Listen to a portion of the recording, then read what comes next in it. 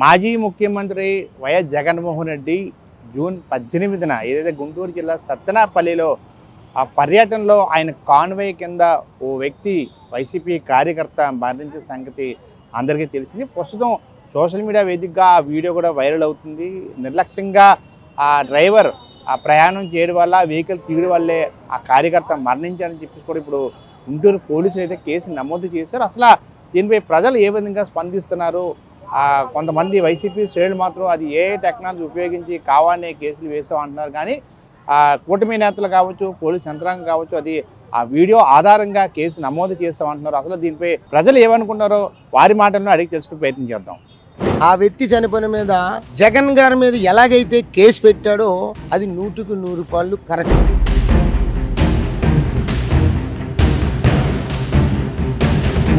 వీళ్ళే చర్య తీసుకుంటున్నారండి, చంద్రబాబు తీసుకోవట్లేదు. ఇప్పుడు కారు మామూలుగా వెళ్తే సరిపోదు, కారు లెగుస్తున్నప్పుడు డౌట్ వస్తుంది కదా.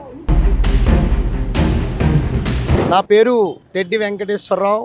మొన్న జరిగిన జగన్ గారు పర్యటనలో గుంటూరు జిల్లాలో పర్యటనలో భాగంగా కానో కింద ఒక వ్యక్తి చనిపోయాడు. ఆ వ్యక్తి చనిపోయిన మీద జగన్ గారి మీద ఎలాగైతే కేసు పెట్టాడో అది 100కు 100 కరెక్ట్. కానీ ఎలాగైతే కానుగో కింద ఒక మాజీ సీఎం అయిన ఎలా కట్టారో గతంలో చంద్రబాబు నాయుడు గారు గోదావరి పుష్కరాలకి ఎలాగైతే వెళ్ళాడో ఆనాడు చచ్చిపోతప్పుడు ఎలాగైతే ఈ కేసు ఎలాగైతే కట్టాడో చంద్రబాబు నాయుడు గారి మీద కూడా అదే కేసు ఇప్పుడు బనాయించాలి. అప్పుడే భారత రాజ్యాంగానికి నిజమైన విలువ, ఈ రాష్ట్ర పోలీస్ శాఖ విలువ కట్టినట్టు, లేకపోతే పోలీసు వ్యవస్థే అవినీతి పరుని విధానంగా కట్టినట్టు అవుతుంది. ఎందుకంటే భారత రాజ్యాంగం మీద ప్రమాణం చేసి నేను నిరంతరం ఈ శాంత భద్రతలు కాపాడుతాని కాకి యూనిఫారం వేసుకున్న ఉన్నతమైన పోలీసు వారికి హెచ్చరిక, రెండోది విజ్ఞప్తి కూడా.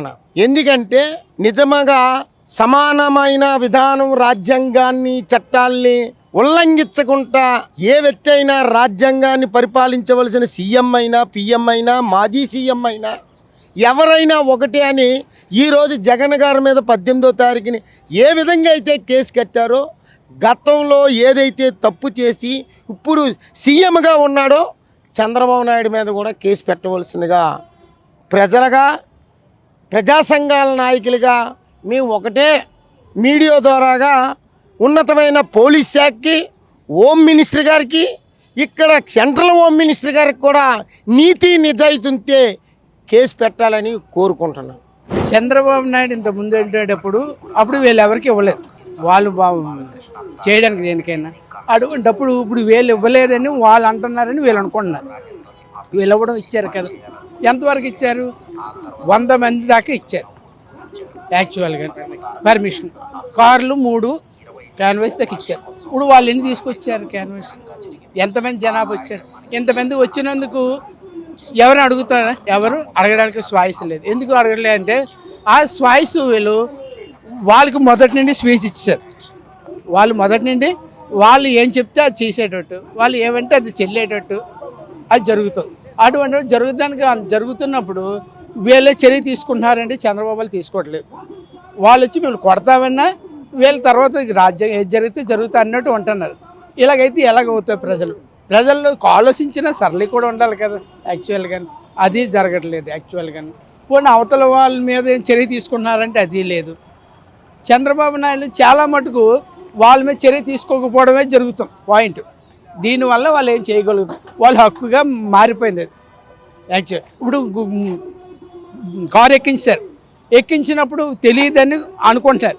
మరి మన నిన్న వార్తల్లోని మరి వాళ్ళకి తెలుసు డ్రైవర్ ఎక్కించాడని సంగతి తెలుసు, జరుగుతుందని మీటింగ్లో ఈటీవీ వార్తలు చెప్పినప్పుడు ఇంత జరుగుతుందో అది తెలియదా? ఇప్పుడు కారు మామూలుగా వెళ్తే సరిపోదు, కారు లెగుస్తున్నప్పుడు డౌట్ వస్తుంది కదా.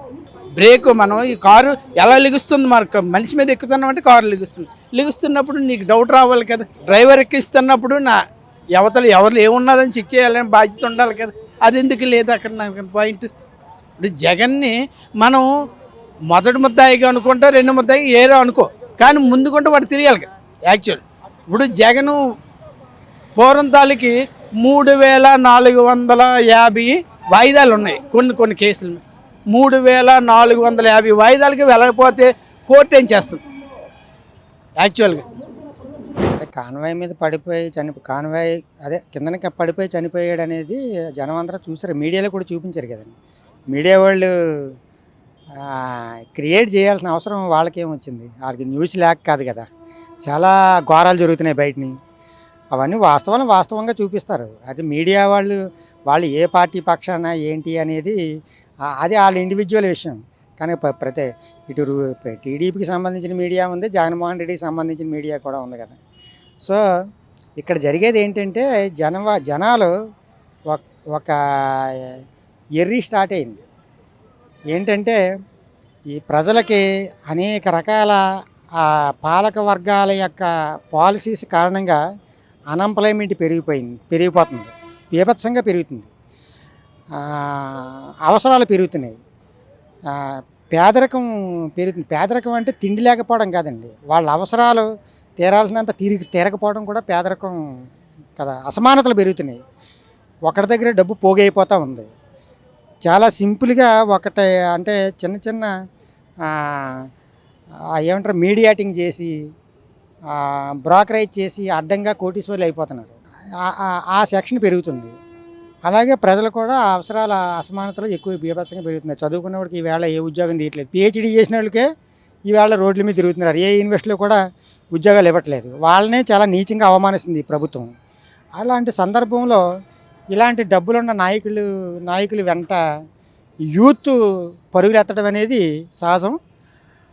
ఆ డబ్బులున్న నాయకులు ఇలాంటి వాళ్ళని పావులుగా వాడుకోవడం, ఆడు చచ్చిపోయాడా లేదంటే ఎవరికి టీడీపీ కావచ్చు లేదంటే వైసీపీ కావచ్చు, బీజేపీ కావచ్చు, ఎనీ పొలిటికల్ పార్టీ వీళ్ళు ఏంటంటే వీళ్ళని ప్రజల్ని పావులుగా వాడుకొని రకరకాల ఆరోపణలు చేస్తున్నారు. అది కాదు, ఇప్పుడు ఆ రాజకీయ నాయకులు వెంట పడకుండా ఇలా వెర్రితలాలు వేయకుండా ఉండాలి అంటే యూత్కి ఎంప్లాయ్మెంట్ కల్పించాలి, అసమానతలు తగ్గించాలి. అవన్నీ పక్కన పెట్టేసి చంద్రబాబు నాయుడు గారు ఏమో అమరావతి బిజినెస్ చేస్తుంటారు రోజున. ఆయనకేమో పరిపాలన ఏదో జనాలకి ఏదో 1000-2000 ఆ బిస్కెట్లు ఇసురుతూ ఉంటారు. ఎవరు వచ్చినా చేసే పని అదేనండి.